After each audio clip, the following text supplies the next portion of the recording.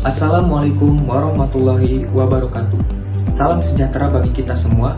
Om Swastiastu, Namo Buddhaya, salam kebajikan. Komunikasi bukan hanya tentang berbicara, tetapi tentang bagaimana pesan kita dipahami dan menciptakan hubungan di lingkungan profesional. Komunikasi yang baik dapat menentukan apakah kita dihargai, didengar, dan dipercaya.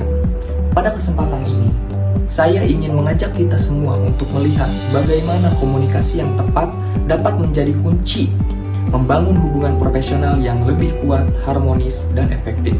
Oleh karena itu, saya, Muhammad Rupaiji, dari kelas manajemen 3A, akan membahas suatu materi yang berjudul Komunikasi untuk Membangun Hubungan Profesional. Baiklah, kita akan masuk ke materi pendahuluan. Jadi, komunikasi merupakan dasar dari setiap hubungan manusia, termasuk dalam dunia kerja dan organisasi. Melalui komunikasi yang baik, seseorang dapat membangun hubungan yang profesional yang saling menghormati, produktif, dan berorientasi pada tujuan bersama. Dalam konteks profesional, komunikasi tidak hanya sebatas menyampaikan pesan, tetapi juga mencakup cara kita berbicara, mendengarkan, menulis, dan merespons orang lain dengan sikap yang sopan, terbuka, dan etis. Tanpa komunikasi yang efektif, kerjasama akan sulit terjalin dan potensi konflik dalam lingkungan kerja akan meningkat. Baik, selanjutnya ada unsur komunikasi profesional. Yang pertama itu ada komunikator. Jadi, komunikator adalah pihak yang mengirimkan pesan. Dalam konteks profesional, komunikator bisa berupa pemimpin, rekan kerja, atau karyawan. Peran komunikator sangat penting karena ia harus mampu menyampaikan pesan dengan yang jelas, tepat, dan sesuai etika kerja. Lalu yang kedua ada pesan. Pesan adalah informasi, ide, instruksi, atau data yang ingin disampaikan kepada pihak lain.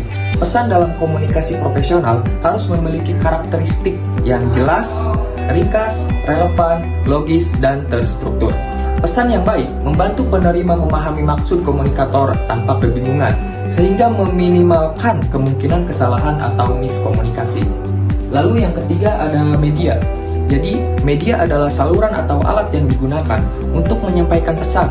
Dalam komunikasi profesional, media dapat berupa tatap muka seperti rapat atau diskusi langsung. Lalu ada email, telepon, dan aplikasi pesan kerja, misal WhatsApp Business atau Slack. Dan yang terakhir, penerima. Jadi penerima adalah orang atau kelompok yang menerima dan menafsirkan pesan dari komunikator. Dalam komunikasi profesional, penerima tidak hanya menerima informasi, tetapi juga bertugas memahami, memberikan umpan balik, dan menindaklanjuti bila diperlukan. Lalu ada tujuan komunikasi dalam hubungan profesional. Yang pertama adalah membangun kepercayaan.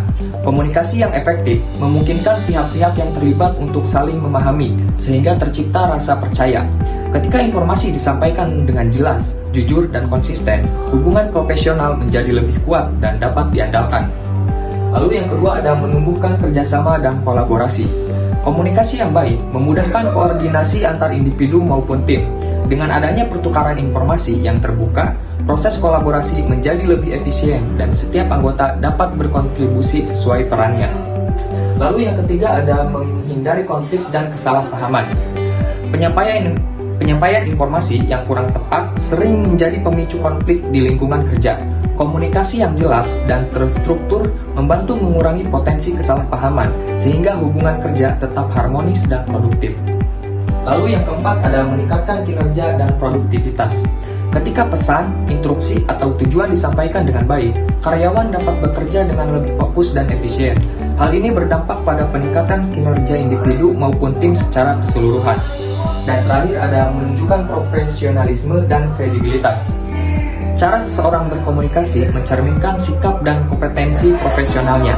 Bahasa yang sopan, jelas, dan sesuai etika menunjukkan bahwa seseorang dapat dipercaya atau memiliki kredibilitas dalam menjalankan tugas-tugas profesional. Selanjutnya ada etika dalam komunikasi. Etika merupakan aspek penting dalam komunikasi profesional. Setiap individu harus menggunakan bahasa yang sopan, netral, dan tidak menyinggung pihak lain. Dalam lingkungan kerja, penting untuk menghindari gosip, rumor, atau komentar yang bersifat pribadi. Selain itu, menjaga kerahasiaan informasi perusahaan juga merupakan bentuk tanggung jawab profesional. Komunikasi harus dilakukan pada waktu dan tempat yang tepat. serta disertai sikap terbuka terhadap masukan dan kritik yang membangun. Etika komunikasi membantu menjaga hubungan yang sehat dan kepercayaan antar individu di tempat kerja. Lalu ada jenis komunikasi dalam dunia profesional. Yang pertama itu ada verbal. Jadi, komunikasi verbal menggunakan kata-kata untuk menyampaikan pesan, baik secara lisan maupun tulisan. Lisan melibatkan pembicara atau suara seperti dalam rapat, meeting, dan presentasi. Tulisan melibatkan teks seperti email dan laporan. Yang kedua ada non-verbal. Komunikasi non-verbal adalah penyampaian pesan tanpa menggunakan kata-kata. Ini termasuk isyarat, ekspresi, dan penampilan. Bahasa tubuh, cara Anda berdiri, duduk, dan bergerak. Lalu ada ekspresi wajah, senyum, kerutan, atau kontak mata. Lalu ada penampilan, pakaian dan kebersihan diri yang dapat memberikan kesan profesionalisme. Lalu ada prinsip komunikasi profesional yang efektif. Yang pertama itu ada kejelasan. Sampaikan pesan dengan bahasa yang mudah dipahami. Yang kedua ada keterbukaan, bersedia mendengar dan menerima masukan. Dan terakhir konsistensi, jaga keselarasan antara ucapan dan tindakan. Selanjutnya, komunikasi digital dalam dunia profesional. Perkembangan teknologi telah mengubah cara berkomunikasi di dunia kerja. Email, pesan instan, dan rapat virtual menjadi bagian penting dalam komunikasi profesional modern. Namun, komunikasi digital tetap harus memperhatikan etika dan kesopanan. Penggunaan perlu menulis email dengan struktur yang jelas, menggunakan bahasa formal, menghindari singkatan atau emoji berlebihan, serta mencantumkan tanda tangan profesional. Hal ini menunjukkan sikap disiplin dan tanggung jawab dalam berkomunikasi secara daring. Selanjutnya, manfaat komunikasi profesional. Yang pertama itu meningkatkan kepercayaan. Komunikasi yang terbuka, jujur, dan konsisten, misalnya menepati janji, memberikan update yang akurat, membangun kredibilitas dan rasa saling percaya antara rekan kerja, atasan, bawahan, dan dengan pihak eksternal. Yang kedua, memperkuat kerjasama. Komunikasi profesional yang jelas memungkinkan anggota tim untuk memahami peran, tujuan, dan ekspektasi masing-masing. Ketika informasi mengalir bebas, koordinasi tugas menjadi lebih lancar. Yang ketiga ada meningkatkan produktivitas. Dengan pesan yang jelas dan terstruktur, waktu yang terbuang karena kesalahpahaman, mengulang pekerjaan, atau mencari informasi dapat dikurangi. Instruksi yang efektif mengarah pada eksekusi yang cepat dan tepat. Lalu yang terakhir ada mengurangi konflik. Banyak konflik internal seringkali berakhir dari komunikasi yang buruk, seperti gosip, asumsi, atau instruksi yang tidak jelas. Komunikasi profesional yang proaktif, transparan, dan melibatkan mekanisme feedback membantu mengatasi masalah sebelum membesar. Selanjutnya ada strategi membangun hubungan profesional. Yang pertama itu membangun jaringan dengan rekan kerja dan atasan. Strategi ini menekankan pentingnya proaktif dalam menjalin koneksi atau networking yang kuat, baik secara horizontal dengan rekan kerja maupun secara vertikal dengan atasan. Jaringan yang baik dapat membuka peluang kolaborasi, dukungan timbal balik, dan pertukaran informasi yang bermanfaat bagi karir dan organisasi. Yang kedua itu tunjukkan integritas dan tanggung jawab. Ini adalah fondasi kepercayaan. Integritas berarti bertindak secara jujur dan berpegang pada prinsip moral yang kuat. Tanggung jawab berarti memenuhi komitmen dan akuntabilitas terhadap tugas yang diberikan.